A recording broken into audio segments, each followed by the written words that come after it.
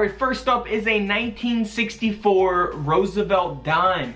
Now this is a silver dime, of course, and it was actually struck on a defective planchet. So it only weighs 2.2 grams. You can see that error taking place clearly at the top of the coin there. Now someone may come across something like this and think that someone did it on purpose, that it's damaged. However, it is a mint error, and that's why this dime sold for over $300. Moving on to a 1973 Roosevelt dime. This has an obverse die cap. So we see that taking place most noticeably on the front right side of the coin there, on the obverse of the coin, and then over on the reverse you can see that taking place as well, where there is no reverse design on this dime. Now because of this mint error, this Roosevelt dime sold for over $545. Next up is a 1991 dime that looks like it may be damaged as well. However, it is overstruck on a 1990 Roosevelt dime. So that's pretty cool. You got 2 years of dimes here. You can see this error taking place on this dime, both on the reverse and the obverse of the coin. And this coin sold for over $4,600.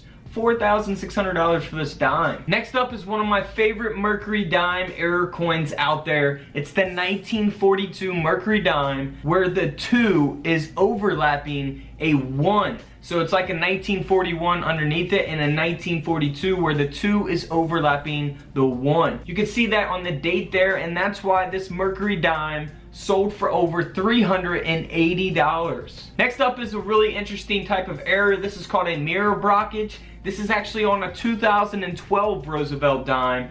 And you can see that error taking place in the images displayed. You can see Roosevelt's head is backwards there, hence mirror blockage there. And then you see that error taking place on the reverse as well. Now this dime here sold for over $560. Just to hop back over to another Mercury dime, this is a 1944 where the obverse has been struck through some type of scrap. So in the process of minting this coin, a piece of scrap got in the way and was struck through this coin as it was being produced, and that's why this Mercury dime sold for a little over $100. Here's another Mercury dime. This is very cool. I would love to find something like this because it does look like someone could have possibly done something like this. It actually is no dated because we can't see the date all the way. It's actually got some reading going there through the coin. So you can see that taking place on the right side of the Mercury dime, and that's why this dime sold for over $250. Next up is another no dated dime. However, this is a Roosevelt dime